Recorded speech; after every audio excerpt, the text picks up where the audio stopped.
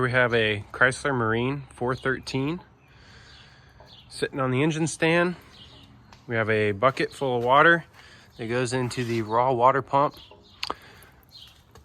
This side of the pump right here is for the block and heads, and it also has a recirculation system that uses what's called a vermotherm valve that regulates the temperature. This side here is for cooling the exhaust manifolds and the collectors where it then mixes into the exhaust. We have dual 4-barrel Block carburetors.